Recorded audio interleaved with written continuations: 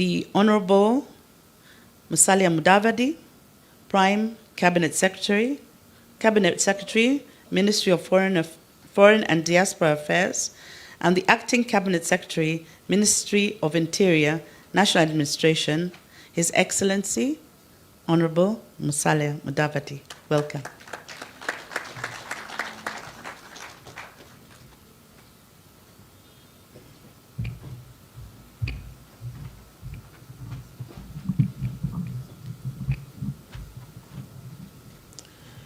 Your Excellency, the President of the Republic of Kenya, Honorable William Samoei Ruto, Your Excellency, the Deputy President, Professor Kithure Kindiki, the Honorable Chief Justice Martha Koome, esteemed judges present, and our Chief Justices Emeritus, Professor Willy Mutunga and Justice Maraga, distinguished participants, guests, colleagues, ladies and gentlemen. When you have a privilege to speak to such an audience, you don't want to have anything that is off record. So I just thought I should make some very formal remarks. Since its establishment in 2010, the Supreme Court has been the final arbiter on issues of justice that go to the heart of our national conscience. The matters you discuss here today, from the traditions of apex courts to the nuanced balance of judicial independence and accountability, are central not only to your mandate, but to the very core of our democratic system. The Supreme Court is more than the apex court. It is the conscience of our Constitution. The Constitution of Kenya guarantees the independence of our three arms of government. Yet, while we are independent, we are not isolated. We are distinct, yet we are part of the same fabric that is Kenya. Our citizens do not separate us into the judiciary, executive, and legislature. They see only one government. And the expectation is for a government that works as a unified body to serve their interests, their needs, and their aspirations. Ladies and gentlemen, while the arms of government are independent, we serve the same citizens and the same republic, and as such, inevitably, all arms are interdependent. I urge each of us gathered here, within the judiciary, the executive, and the legislature, to champion this spirit of interdependence in our approach to public service. As members of the judiciary, I also urge you to continue taking a firm stance against corruption. The Supreme Court has the power to set precedents and to reinforce the standards of integrity and fairness that echo through all sectors of our government. I appeal to all of us in public service to be beacons of honesty and transparency that our citizens look up to and expect. The Supreme Court is the keeper of the promise of democracy and justice. Every decision made here impacts not just today's Kenya, but the Kenya of generations to come. Today, we are on a journey together. The Supreme Court does not exist in a vacuum. It exists in a society to serve the society. The African proverb, which you all know, reminds us that if you want to go fast, go alone. If you want to go far, go together. Let us be steadfast partners in building a just society, one where the rule of law protects every Kenyan and guarantees their rights and freedoms. As we continue in this partnership or interdependence, let us commit to strengthening our institutions, enhancing the capacity of our staff, and encouraging a renewed spirit of service to wananchi and for the national interest. This is our collective duty. Together, we can realize a more just, prosperous, and equitable Kenya. Thank you. I was told that I will now have the very rare opportunity to invite the Lady Chief Justice to the podium. Thank you.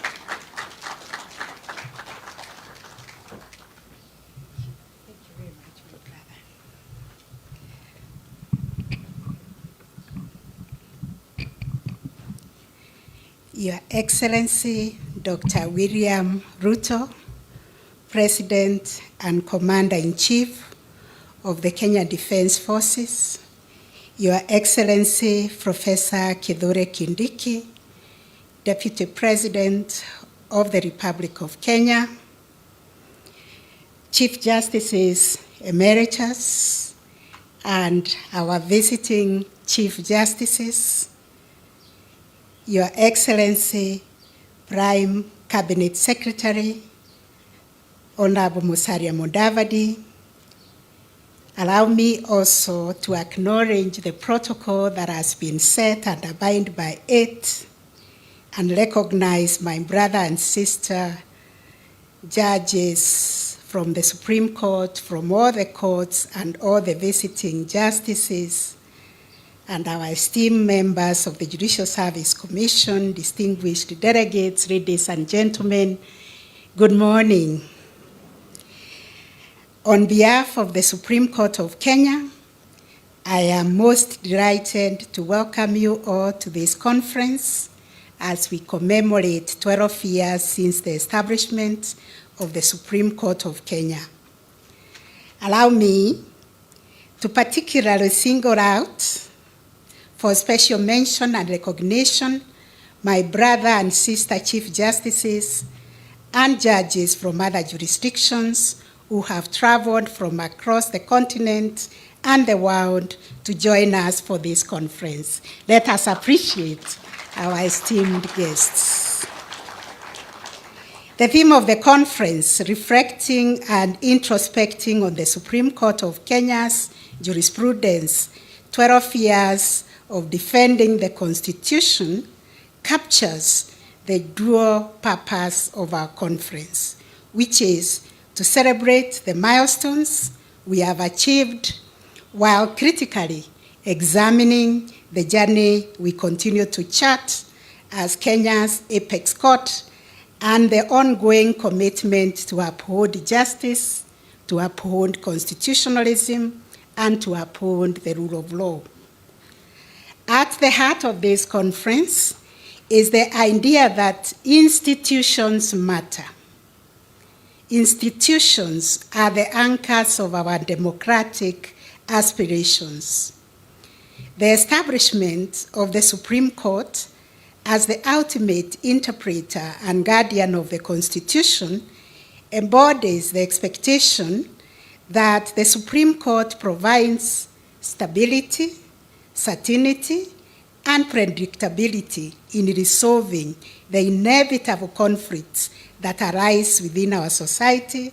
Therefore, we are affirming the idea that our future lies in building strong and robust institutions that will serve as the catalysts for the national progress and development. Your Excellency, ladies and gentlemen, over the past 12 years, the Supreme Court has played a transformative role in shaping both Kenya's jurisprudence and shaping our country's socio-political development. This court's landmark judgments have influenced the daily lives of Kenyans while reinforcing the core principles of our democracy. Through hearing and determining 4 presidential election petitions over the last 3 election cycles, the court has set critical benchmarks for conducting free, fair, and transparent elections. Likewise, through the landmark advisory opinions on devolution and the relationship between the bicameral houses of parliament, the Supreme Court has developed guiding frameworks that clarify interactions between the National Assembly and the Senate, reinforcing devolution as a cornerstone of our transformative constitution. Furthermore, in defining the parameters for constitutional amendments in the BBI case and establishing principles of public participation in the BAT and recently in the Finance Act cases, the court's jurisprudence has strengthened the democratic foundations of governance and harmonizing the judiciary's benchmark on the areas of public participation that still requires parliamentary action. The court's decisions have also directly addressed issues of land rights, human rights, social and economic justice, and family law. In the same vein, the courts have addressed housing rights jurisprudence in the Me Too Bell cases, which reflects the court's commitment to socioeconomic rights. The courts has set jurisprudence guiding the families on how to uphold the family as the cornerstone of our society. In this and countless other judgments, the Supreme Court has affirmed its role as a transformative agent in the society. Despite the inevitable pitfalls of perception or capture that come as a result of the court's invitation to address political questions, the court's jurisprudence has purposefully harnessed the Constitution as a powerful tool to promote the well-being of individuals and driving societal transformation for the common good. Notably, the decisions of the Supreme Court of Kenya have garnered significant respect and citation across the region and beyond. This recognition in the global legal community underscores the court's maturity into a respected institution whose well-reasoned judgments contribute to the evolving discourse on the law and justice worldwide. Your Excellency, ladies and gentlemen, the journey of the Supreme Court has not been without challenges, as explained by the Honorable Lady Justice Joki Ndongo. But as we strive to deepen jurisprudence and protect the Constitution, the court is often called to balance divergent interests and expectations while upholding the law. It is important to appreciate that the Supreme Court's jurisdiction, to a large extent, has a political dimension, given that this court handles matters touching on governance, the exercise of political power, and presidential election petitions. The court inevitably gets drawn into disputes relating to the exercise of a political mandate. And this has led to the court being subjected to political verification and being a target of political rhetoric over the past 3 electoral cycles. I want to take this opportunity to assure Kenyans that in the discharge of our mandate, we do not get drawn into making political decisions. We look for legal solutions for political disputes. The judges are politically neutral and are concerned with only determining the legal and evidential issues before the court, irrespective of their political ramifications.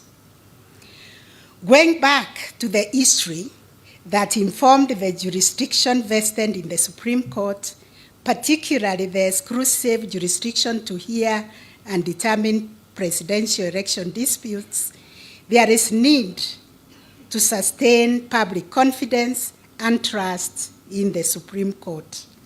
Without a court to turn to for resolving political disputes, our country will risk being left without an institution to arbitrate and resolve these disputes that involve politics and governance. And these disputes have the potential to tear down the country. I therefore urge political players and other Kenyans to reinforce and build public confidence in the work of the judiciary and the Supreme Court. Recently, I have been reflecting on the role of the three arms of government and the need for each arm to shield the other from taking on mandates that are separated by the Constitution, so that we can truly live by the spirit and principle of separation of power. When courts are invited to deal with political questions presented in a legal nature, there is an inevitable risk of being drawn into perceptions that plague political play. Although this is an Anglo-Saxon problem, as we see in jurisdictions that require some political jurisdiction from their apex courts, we must, and indeed we do, approach every issue with legal lens. It is important that political institutions exhaust all political solutions and only turn to courts as a matter of last resort.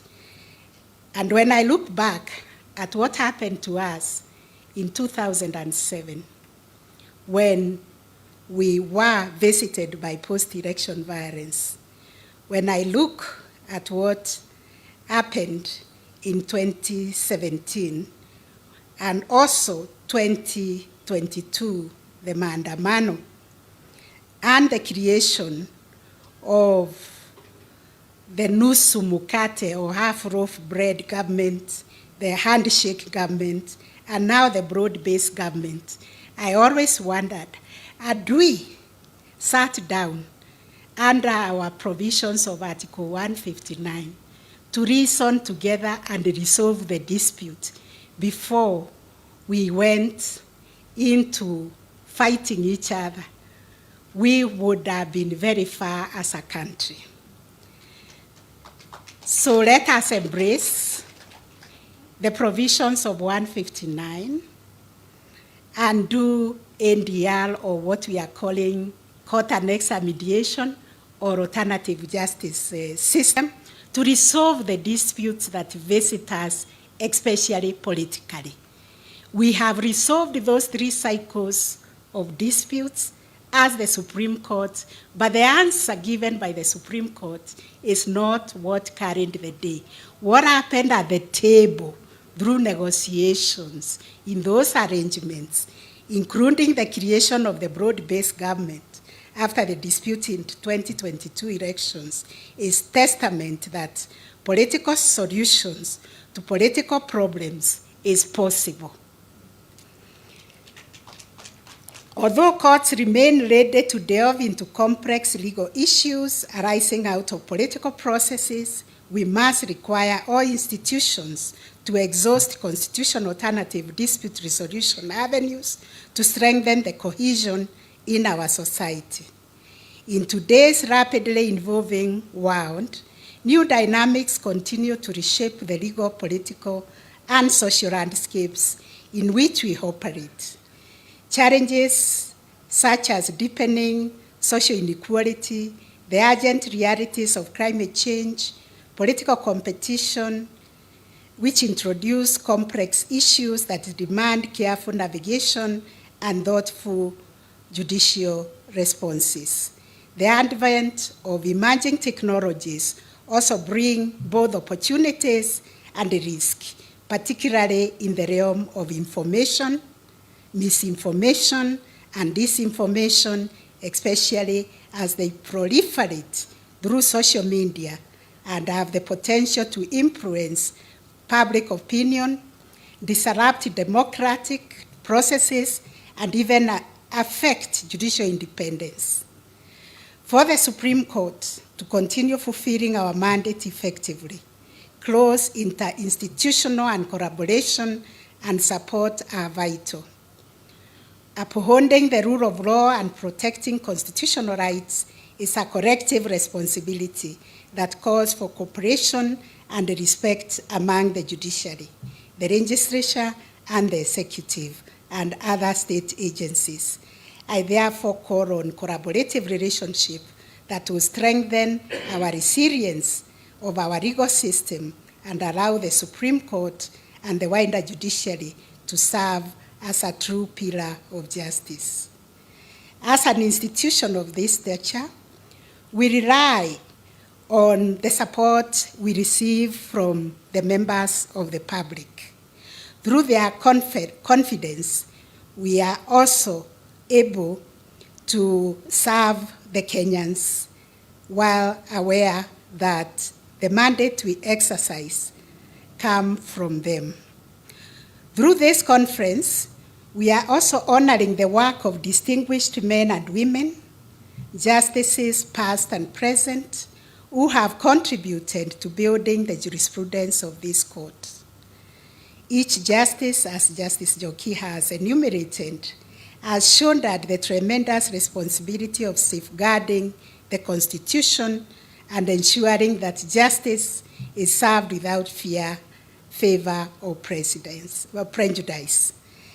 I can say it publicly that the justices of the Supreme Court are men and women committed to upholding the values and principles of our Constitution. This commitment is not merely rhetorical. It is a responsibility that each of them carries, and one that we do not take lightly. Their work is often solitary and demanding, yet they consistently uphold their judicial oath and do so with honor and integrity. I therefore wish to introduce my esteemed colleagues serving on the Supreme Court bench, the Honorable Justice Philomena Mwilu, who is the Vice President of the Court, the Honorable Mr. Justice Mohammed Ibrahim, the Honorable Justice Mokin Wanjara, the Honorable Justice Joaquin Dungu, the Honorable Justice Isaac Lenaura, and the Honorable Justice William Ouko. I am also privileged to introduce past justices of the courts, led by our Chief Justice, retired Justice Professor Willy Mutunga, the first president of the court. The Honorable retired Justice David Maraga, the second president of the court. Honorable retired Justice Dr. Nancy Mbalasa, the first vice president of the court. I introduce in absentia the retired Justice Kaupana Lawo, the second vice president of the court, the Honorable retired Justice Dr. Philip Tunoi, and the Honorable retired Justice Professor J.B. Ojuang. It is these men and women, the current and the former justices of the court, whose jurisprudential contributions have been instrumental in building a legacy of justice and constitutional fidelity that is associated with the Supreme Court of Kenya. Supporting these justices are the registrar, deputy registrars, law clerks, and numerous court staff, both past and present, who make the court's work possible. Their efforts behind the scenes are indispensable for they ensure that the Supreme Court can fulfill its mandate to the highest standard. To all of you, asanteni sana. And in conclusion, as we celebrate 12 years of the Supreme Court's work and impact, we are conscious that the road ahead requires our renewed vigor, our unity of purpose, and a deep-seated commitment to justice. I take this opportunity to assure Kenyans and all of you present in this conference that the Supreme Court of Kenya will stand rock solid as a constant guardian of the Constitution and the rule of law in changing times. The court will continue to be a beacon of justice, a champion of constitutionalism, and a defender of the rule of law going forward. I encourage each one of you to engage fully in the sessions that follow, contribute your insights because we are here to learn so that we can collectively shape the future of the Supreme Court of Kenya. I thank you once again for being part of this holistic conference, and I look forward to a very, very vibrant conference. And with those remarks, ladies and gentlemen, Your Excellency the President of the Republic of Kenya, it is my honor, a very, very singular honor for me to invite His Excellency the Deputy President, Honorable Professor Kithure Kindiki, to come and give his remarks. Thank you very much.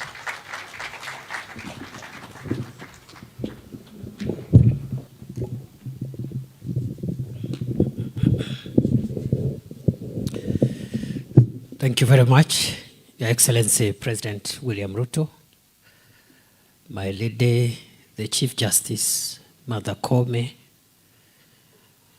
Let me ride on the protocols because I see so many eminent persons here. But with the permission of the President, I could just mention the AG was not mentioned. I think I didn't hear. AG is here, and DPP Renson Ingonga, AG Dorcas Oduor, and the Leader of Majority in the National Assembly, Kimani Ichung'wah, among other very senior and eminent persons present here. Your Excellency, because of time, allow me to say I'm happy to be here to celebrate what our Supreme Court has done for the last 12 years. And it's a good thing that our Supreme Court has decided to introspect and reflect even as they usher themselves into teenage. Because now they are 12, so they are entering teenage, and the responsibilities and the experiences of teenage will obviously visit their experience. And therefore, and that is on a light note, I'm very careful, Your Excellency, because I am an officer of the court, so I'm very careful what I say. I don't want to be accused later of saying that the Supreme Court is entering teenage in future. Your Excellency, allow me to say two quick things before I invite you. The first one is to appreciate what our Supreme Court has done to create formidable jurisprudence on major public interest issues and major public matters of public and national importance. In the short time the Supreme Court of Kenya has existed, the jurisprudence has been quite groundbreaking, and on that front, I think it will be unfair for any assessor to actually fault the performance of the Supreme Court. To deliver the public good called justice, of course, the court has to do that through its jurisprudence and through the decisions they make. The court has also done very well in terms of the infrastructure, the software, the technology bit. And among the arms of government and the agencies of government, I think the judiciary is ahead of the rest of us. I remember my Lord Chief Justice Maraga when we were confronted with the predicament of COVID, issued certain rules, which we now call the Maraga rules, practice rules, which actually made justice, faster, more efficient, more convenient, even if we were all locked down by this public health emergency called COVID. And even after COVID lapsed, it appears that the way of the future in the administration of justice will be through the virtual courts and making sure we spend little time or as less time as possible in physical engagements in courtrooms. So again, on the issue of technology and the software for delivering the jurisprudence or delivering justice, the Supreme Court has done a good job. The only little thing where perhaps there is a need to make progress, and I've already heard from our leadership, the Chief Justice and the other speakers, progress is being made.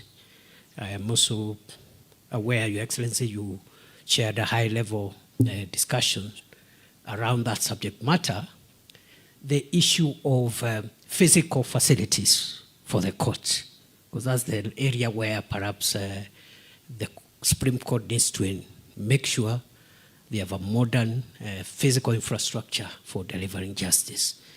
And other than that, I think on a fair assessment, the court has done a good job. The second and last issue, Your Excellency, I want to mention is I have been wondering, even as I got to look at the subject matter of this conference, while the Supreme Court, the other courts, especially the High Court also, and the Court of Appeal, have helped us start developing crucial jurisprudence on important issues like public participation, like public interest, and how we handle the tensions between these broad interests with individual rights and freedoms, which are also powerfully protected in our Bill of Rights. As a student of law, I'll be interested to, going forward, hear or learn what the Supreme Court and the other superior courts will tell us about, beyond public interest, whether there are other higher interests. And I'm saying this with a bit of bias, Your Excellency, because it's in the public domain. I'm the immediate security minister for our country after you appointed me 2 years ago. And during those 2 years, I have had to ask myself whether the highest interest is the public interest, or there is a higher interest called the national interest. Because the public itself could hurt the national interest. And the Constitution talks about the national interest in two places, at the beginning and also in the chapter on national security. Other than the parameters and principles that the courts are helping us to understand about public interest, are there other higher values, primordial, existential, fundamental principles which are crucial to the existence of Kenya? Because the public can be mobilized or can mobilize itself to do the wrong things that threaten the existence of the state. And therefore, that is the next frontier of jurisprudence I would invite us to start thinking about, and the Supreme Court can help us in that regard. And very finally, I think the Chief Justice and the other speakers have ably brought out how we minimize the tensions between independence of the arms of government and the interdependence of the arms of government. That tension needs to be cleaned up a bit so that we do not hurt the four aspects of independence, especially for the judiciary: operational independence, administrative independence, financial independence, and decisional independence. Beyond those four pillars of independence, there's a lot of interdependence, there's a lot of relationships that be nurtured in a healthy manner without impairing the pedestal or without interfering with the place where the judiciary sits, so that the nation and the state can continue to exist. Sorry, Your Excellency, nimesema mengi kidogo. And with those remarks, Your Excellency, I now want to ask all colleagues if we can be upstanding as we invite His Excellency the President to address us. Asante sana. Welcome, Mr. President.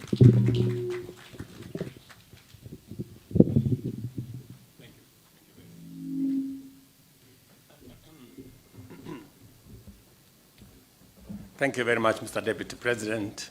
Please, let's take our seats. Mr. Deputy President, Your Ladyship, the Chief Justice of the Republic of Kenya and President of the Supreme Court, Prime Cabinet Secretary, DCJ, our Attorney General, the Director of Public Prosecutions, Justices of the Supreme Court, Justice Willie Mutunga, Chief Justice Emeritus, Justice Maraka, Chief Justice Emeritus, Madam Nancy Barasa, distinguished ladies and gentlemen, good morning. I'm Jambo. I'm truly happy to be here this morning. I know you have convened this meeting, as was explained to us, to reflect about 12 years and to listen to stakeholders, people who are affected by your decisions, people who, in one way or another, become part of the court system. And unlike Sakaja, who has never been a client at the Supreme Court, I am a very consistent client at the Supreme Court. I have been brought before Chief Justice Mutunga. I have been brought before Chief Justice Maraga. I was the other day before Chief Justice Koome. And as things would be, sometimes I get favorable judgment, sometimes I don't. But in all cases, I have abided by what the decisions of the Supreme Court were. And therefore, it was, if there was a person to, as a stakeholder, to give an assessment, I think I qualify to be among the few people who have been before the Supreme Court many times. The Chief Justice I was in there. A powerful symbolic role as the highest representation of the values and institutions of justice in our land, and the fulfillment of people's determined quest for a judiciary grounded in inclusivity, fairness, justice, and constitutionalism. It was designed not merely to interpret law, but also to resolutely underwrite and defend justice for all Kenyans. 14 years after the promulgation of the Constitution, we continue on the journey of implementing the vision for a stable, secure, prosperous, open, and democratic society grounded in freedom but well-meaning. 12 years after its establishment, it is difficult for us to imagine how the Republic of Kenya existed for many years without a Supreme Court. It has helped us reject the many false dichotomies that once constrained our policies and politics, including the belief that freedom must be sacrificed for security and that democracy and stability are mutually exclusive, or that sustainable development is the monopoly of the centralized government. You've heard Sakaja speak very eloquently about what the Supreme Court has done on matters devolution. It is therefore fitting that this conference invites us to reflect on the Supreme Court's jurisprudence over the past 12 years. In doing so, we recognize both successes and areas for critique as we consider the court's evolution, its impact on Kenya's constitutional landscape, and its commitment to protecting the rights and aspirations of all Kenyans. True to the court's philosophy, bold honesty is the best policy, and this occasion calls us to reflect candidly on its journey, progress, challenges, and impact. To appreciate the achievement represented by the Supreme Court's creation, we must revisit the hard lessons of the 2007 presidential election crisis. That crisis exposed deep-seated systemic failures and a profound erosion of public trust in our electoral and judicial processes, fracturing the people's trust in the rule of law. Consequently, a disputed election outcome triggered underlying conflicts that nearly drove the nation to the brink of almost total collapse. It was realized then that rebuilding trust and restoring faith in the rule of law was indispensable, and that a credible, authoritative mechanism for resolving presidential election disputes was the only way to prevent elections from threatening rather than renewing our nationhood. The 2010 Constitution therefore established the Supreme Court as a unique institution with hybrid jurisdiction, symbolizing its special status. Its exclusive original jurisdiction over presidential election disputes is a legacy of the 2000 never again moment. Its hybrid appellate jurisdiction, which depends on the existence of a unique issue deserving authoritative determination by the court, aims to restore confidence in the judiciary, while its advisory mandate enables state organs and county governments to seek authoritative guidance on best practice for policy formulation and also policy implementation. The body of work that the Supreme Court has developed over the course of the 12 years is expansive, meaningful, and authoritative. It would be tedious for me to dissect all of the outputs today, and in any event, my very able Attorney General is here to do that for me at a later occasion. Suffice it to say, the court's jurisprudence demonstrates its capacity to address complex issues, clarify the law, stabilize policy, and meet the expectations of the people of Kenya.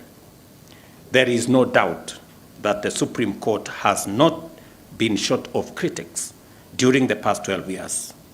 Its decisions have been and will be debated and dissected vigorously, and in a number of cases, disagreements will linger for long.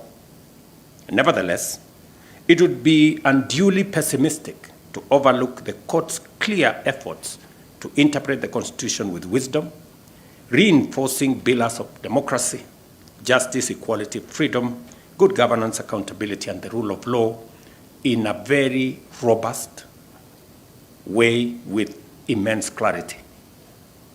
Sometimes citizens, including myself agree, sometimes we don't, but we are bound to respect. It has pronounced itself on a broad range of pertinent issues across legal landscape, and in so doing entrenched certain principles and values as non-negotiable procedural and substantive elements of good policy. It is because the court has been emphatic in its dispositions and firm in its guidance of subordinate courts that Kenyans are confident that their rights are intact and due process is indispensable.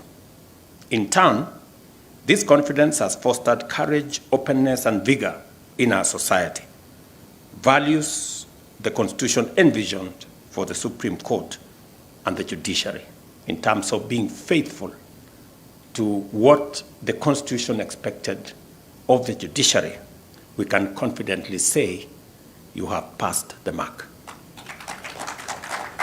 It is therefore quite fair to say that the court has stood as a faithful custodian of our Constitution, a defender of fundamental rights, and a pillar of democracy. Its sustained capacity to resolve complex constitutional matters remains critical to our nation's institutional vitality now and going into the future.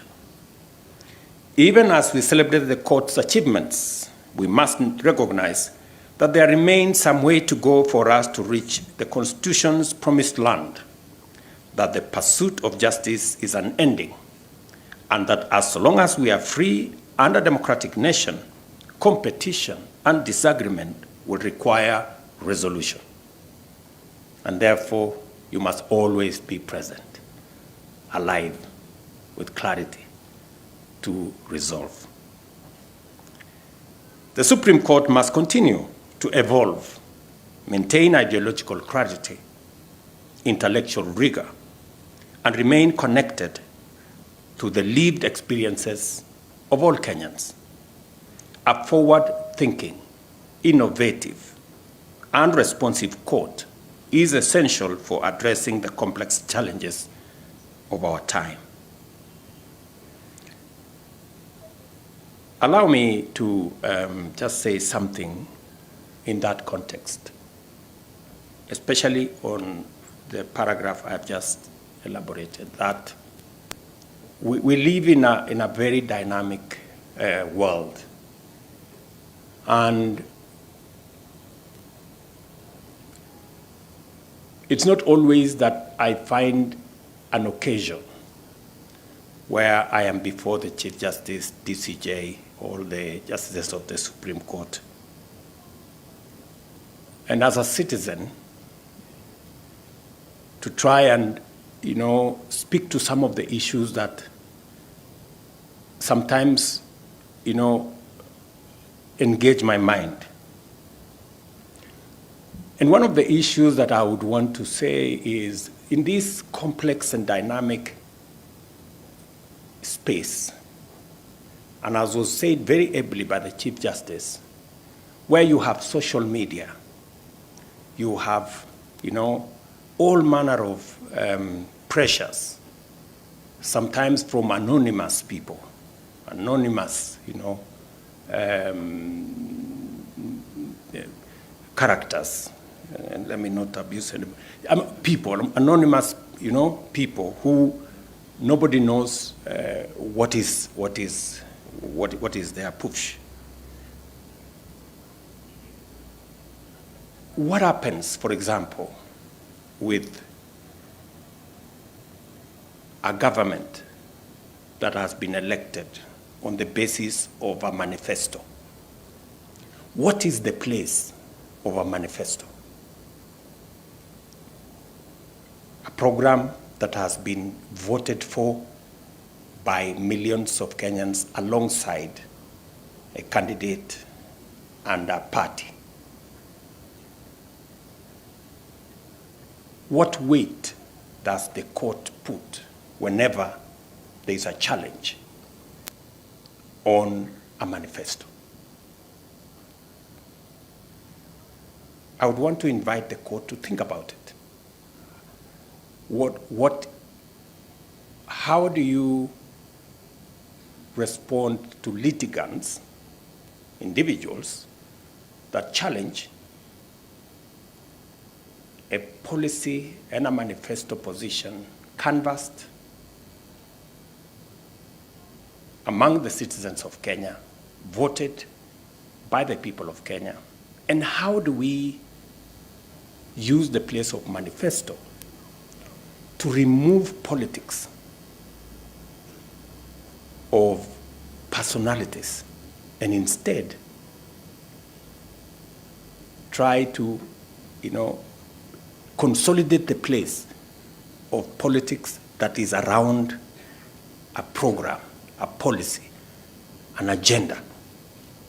How does the court help us to consolidate the place of getting away politics from being about personalities, or sometimes even about ethnicity, and taking it to the realm of issues, policies, programs, and how do we work together to make sure that we consolidate the place of a development trajectory, a program, a national program, backstopped by the people of Kenya through an election and rolled out by an elected government.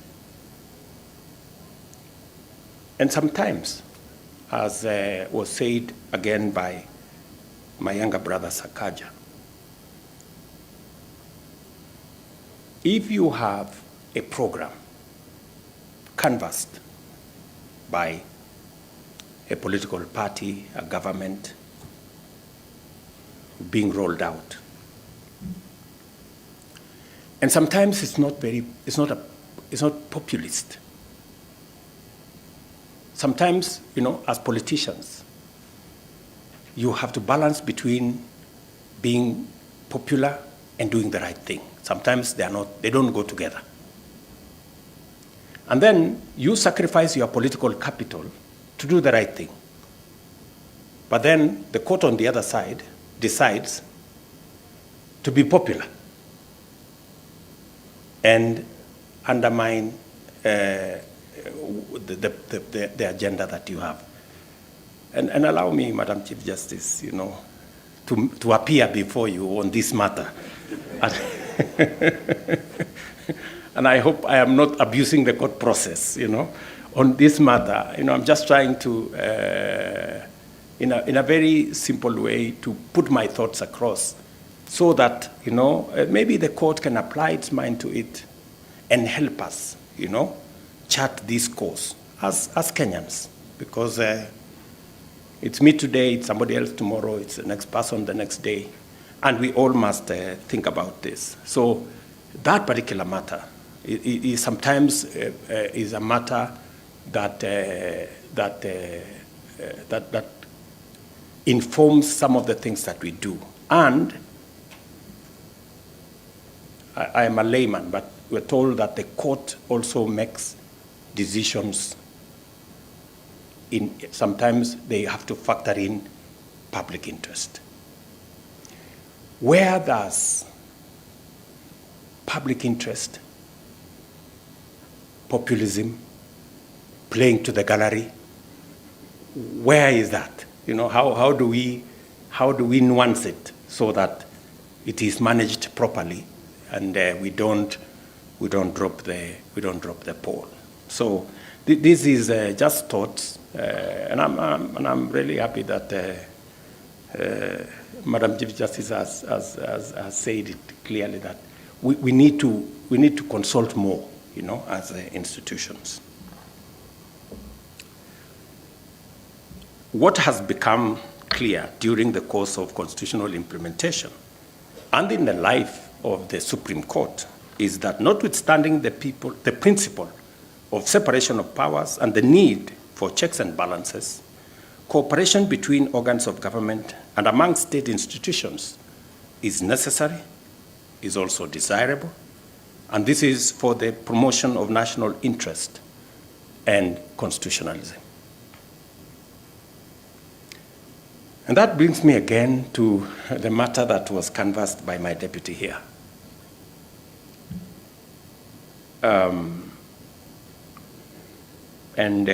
My sister Njoki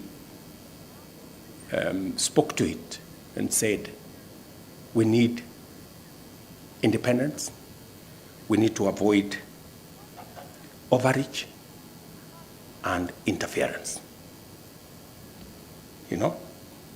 Overreach and interference, that kind of thing. Now, we must be careful as the executive to avoid overreach and interference. because we always talk about judicial independence. And it's a fundamental principle of our Constitution.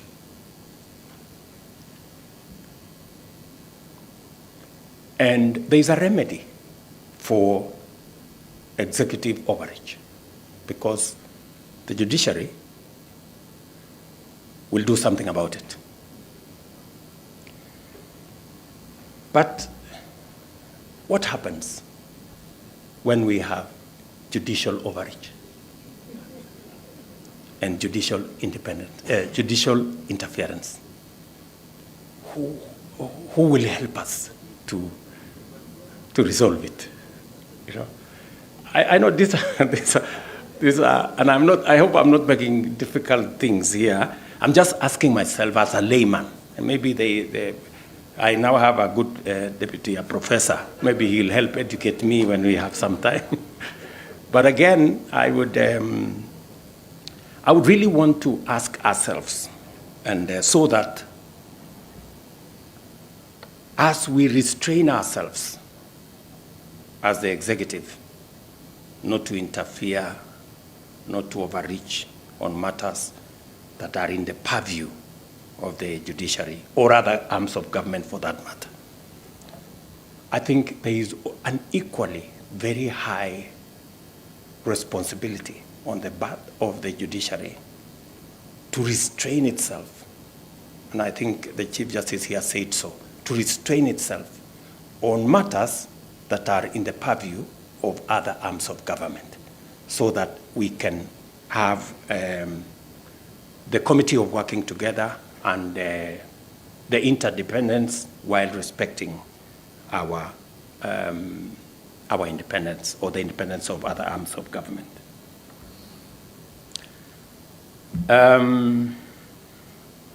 Such moments are rare, you know, when you have the ears of the judiciary.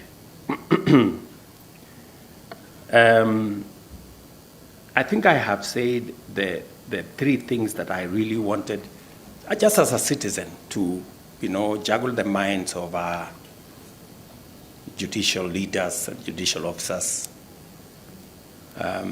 so that we can work together in this space. Effective collaboration, this is what I'm talking about, in the national interest.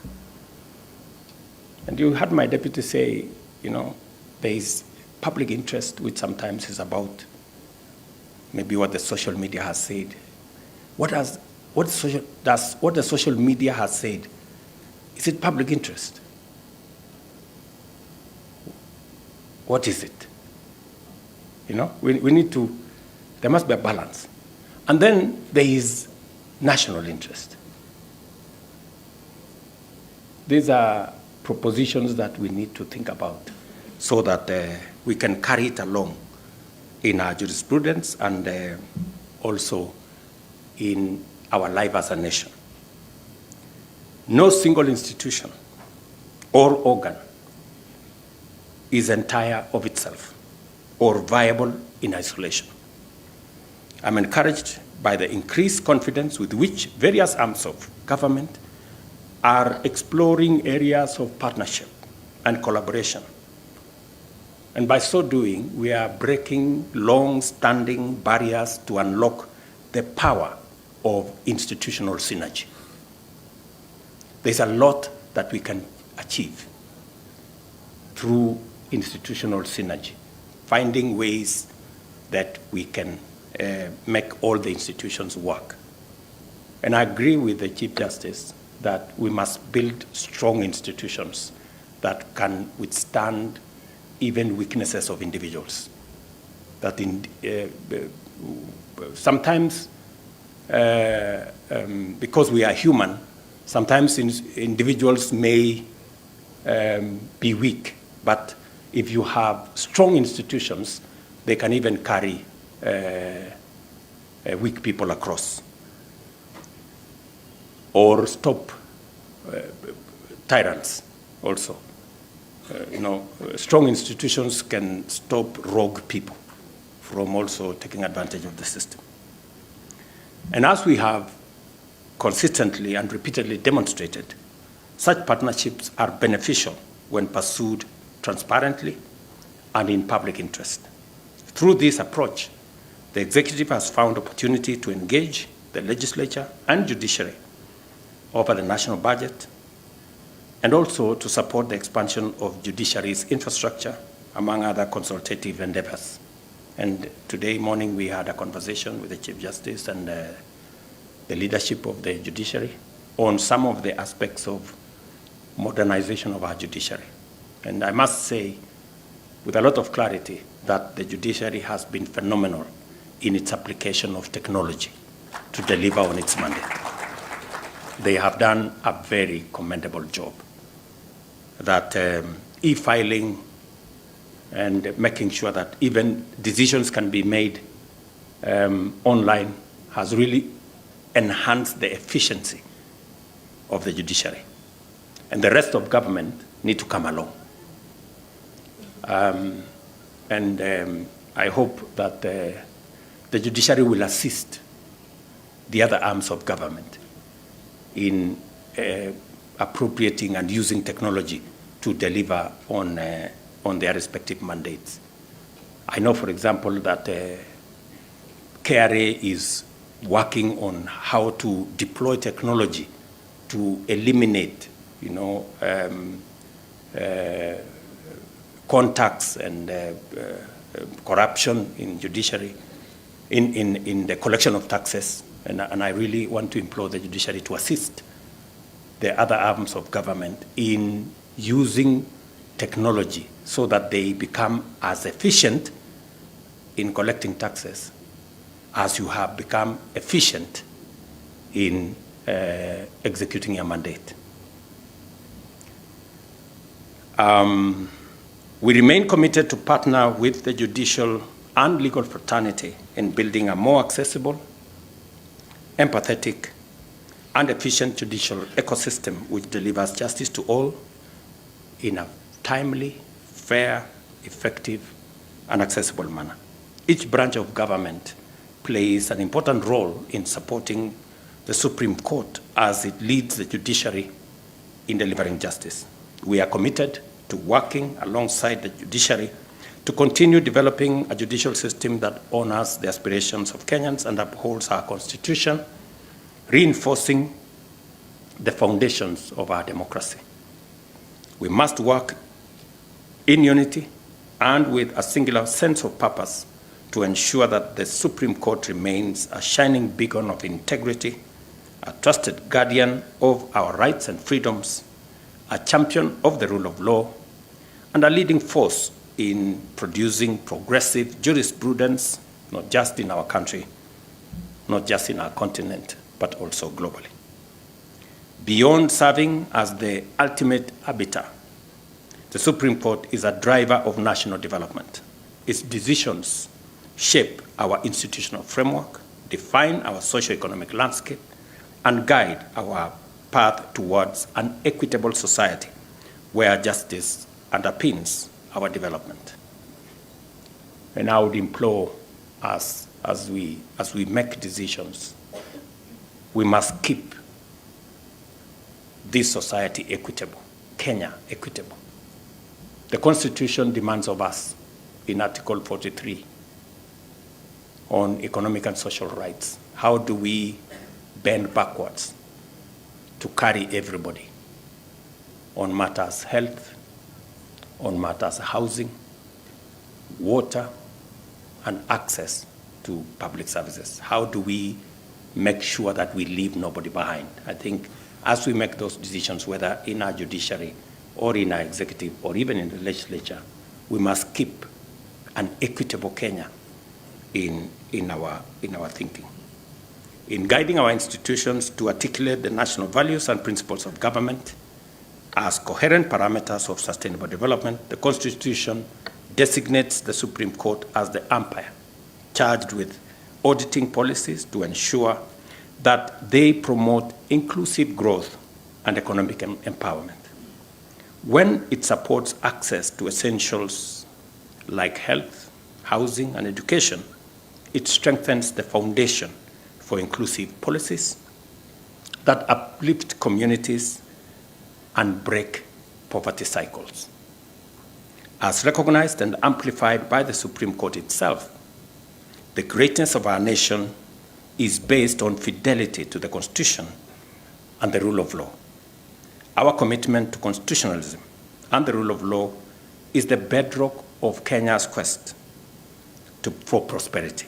Consistent and fair application of the law builds trust, encourages civic responsibility, and fosters social cohesion. By championing a jurisprudence that simultaneously upholds fundamental rights and freedoms while supporting development, the Supreme Court helps Kenya achieve Vision 2030 and also our bottom-up economic transformation agenda. I congratulate the court on its 12 years of steadfast growth, and without a doubt, it has now matured into a respected constitutional authority and fountain of progressive jurisprudence. I encourage the court to sustain its progress and become a global beacon of judicial wisdom, constitutional clarity, and foster developmental dynamism. May this conference inspire deeper reflection and introspection on the Supreme Court's role in national transformation and energize all participants in their pursuit of a more just and equitable Kenya.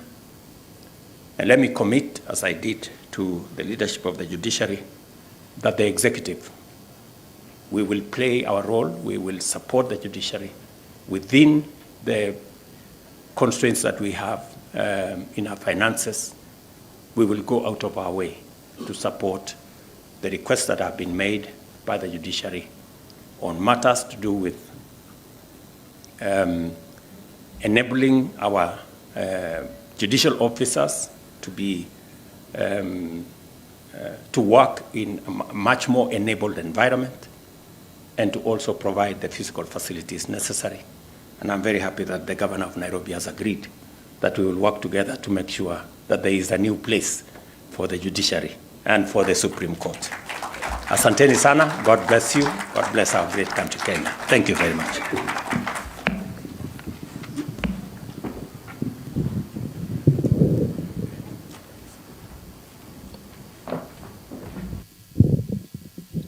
Another round of applause for His Excellency. And with your permission, Your Excellency, we'll have the national anthem to wind up. Then after that, we'll have a very brief photo session just outside by the stairs. So I'll request that after the national anthem, we kindly hold our positions until directed otherwise. But for now, the national anthem.